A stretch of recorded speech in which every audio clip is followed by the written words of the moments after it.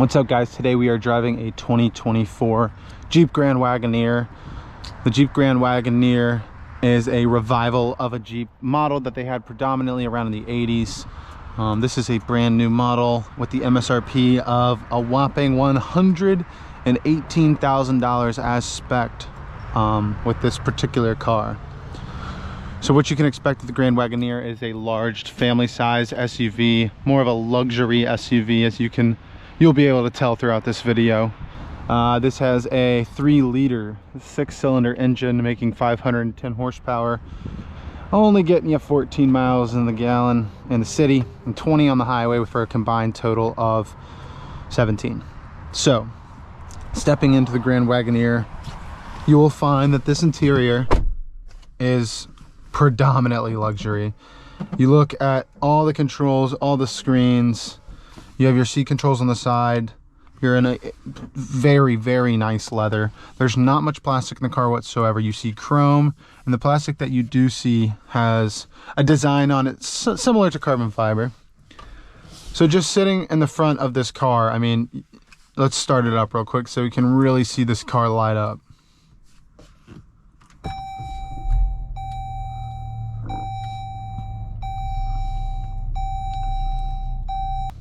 In the front of this car, you do have a digital dash as well as a heads-up display. You can configure both the heads-up display and dash to show what you would like. You have a giant touchscreen in the front as well as another on the bottom, mainly to control your climate control. This car does have some comfort features which are very nice. You have heated and ventilated seats both in the front and the back, as well as massage seats in the front and passenger side. You have a Macintosh sound system with speakers in the front, on the sides, in the back, very back. These seat designs are so nice. These are Series 11 seats made by Jeep. They're specific for lumbar support. You can configure these seats when you're speccing out your new Grand Wagoneer. Your passenger side does have a display as well. This will show, it's hard to see from this side, but it will show. You can plug in like an HDMI cord.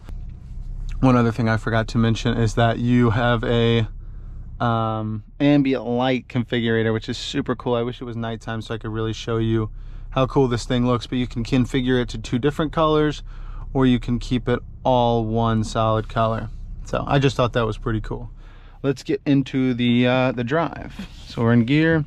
We have our little knob right here where we can change gears.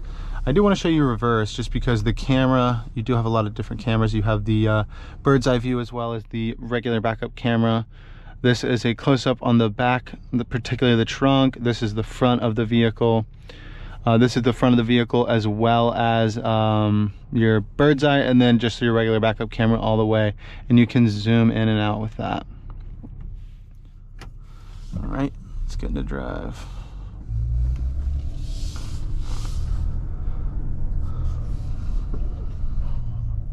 One thing I notice almost immediately is how weird this turn signal sounds. Listen to this. It almost sounds like a Mustang. It almost sounds like a horse gallop. This thing is no slouch either.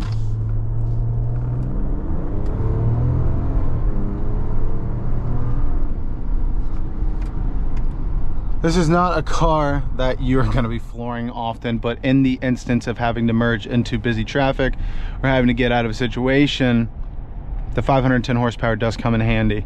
It has just enough get up for a big SUV to feel like you're actually moving pretty quick.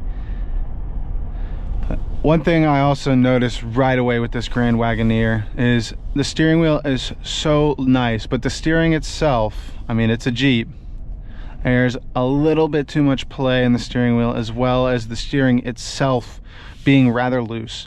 I'm not a huge fan of loose steering wheels. I just like it tight. You know, I feel like when you have a tight steering wheel, you're able to control the car a lot better. It's a lot more predictable what the car is going to do. That may be a personal preference of mine. Just coming from a background with a lot of sports cars or cars for handling purposes, that steering is pretty tight usually.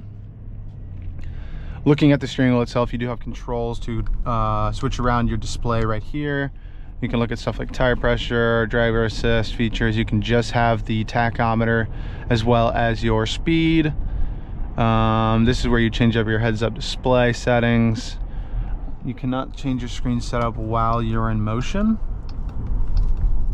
This shows your music and your off-road settings as well as your speedometer at the top. This is usually the mode I would keep it in. It's because it gives you kind of an overview of everything that's going on. But most people, I mean, you also have your navigation, your trip info. We went over this. I'll just keep it at speedometer right now.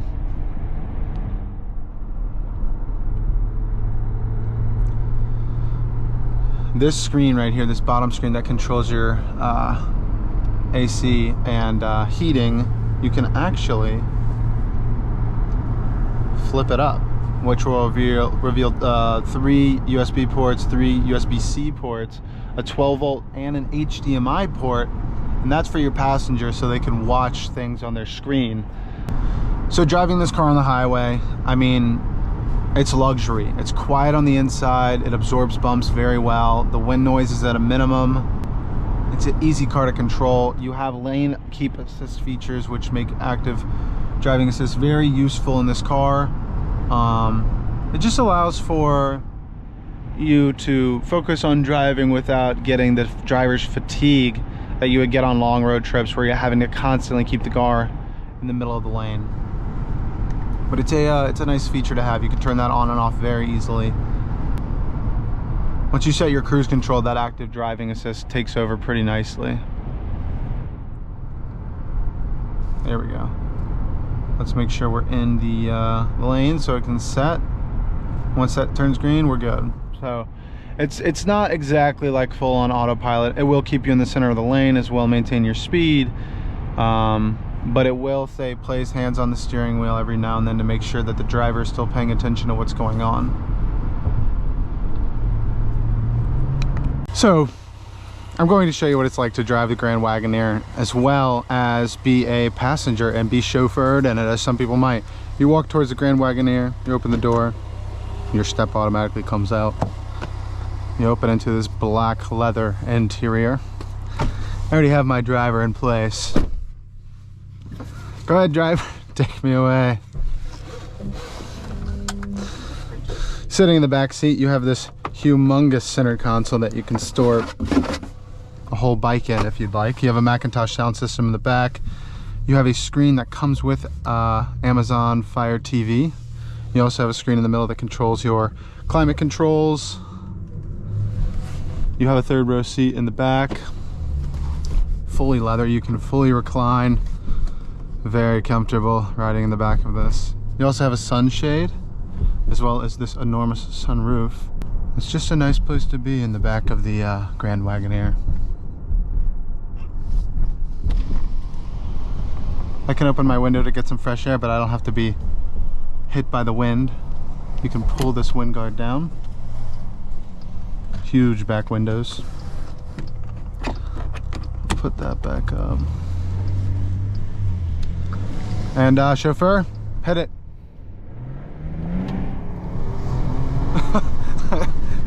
It's actually pretty fast for being such a large SUV. So if you're in a getaway, the chauffeur can do that. Riding in the front seat. Ugh. Very comfy. Adjustable seat controls. You have a refrigerator in here. This is freezing in here. This will slide back so you can store your phone and other keys and little things. So you do have a passenger screen to control your audio and video. You can hook up an HDMI cable into the screen so you can watch TV on your passenger side or play even video games. You can connect headphones, wireless headphones. And you can just, I would do a road trip in this thing. The passenger seat is just as nice as the back. Overall, I think the purpose of this large of a vehicle is to be a kid hauler, but to do it in style. I mean, this is a competitor obviously for something like a Chevrolet Suburban, as well as a GMC Yukon XL. You know, even Land Rover has a extended Defender now that they're trying to play into the market of moms who want to ride in style, dads who want to drive their kids around in something large enough to carry them, but also to, you know, we don't want to cross over to the minivan as a father, some of us, so we pick things like this, which are a little bit more on the expensive side, but I mean, you get what you pay for with a vehicle like this as far as luxury goes, as far as you know, durability, off-roading capability. But one thing you do not get with this car is good gas mileage. Like I said, that 3-liter V6 is only giving you 14 in the city and 20 mpg on the highway. So it is a sacrifice. Luxury and a large car with low gas mileage, but you know. We're gonna be wrapping up the video here. This was just supposed to be a little quick POV drive of the Grand Wagoneer. I'm usually wanting to do fast cars, you know, anything over 500 horsepower that's a sedan is something I'm looking to do.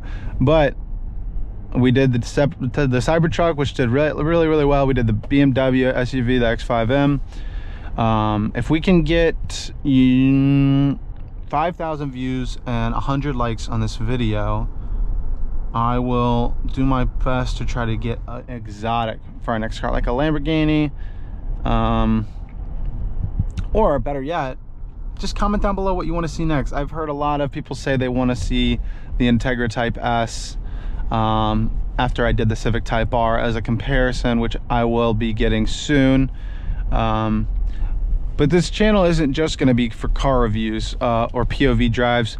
I love cars. I love driving all different types of cars, and in the next couple months I am gonna plan on getting a surprise car, something loud, something rowdy with a V8 in it, so we can build it up on the channel, turn it into like kind of a vlog style series content. And if that's something y'all are interested in, please subscribe, comment down below which car you want to see next, or which car you'd want me to build on the channel, and like the video. All right, guys, for real, peace out. I love you all. Thanks for watching. Like and subscribe. I'll see you on the next one. Peace.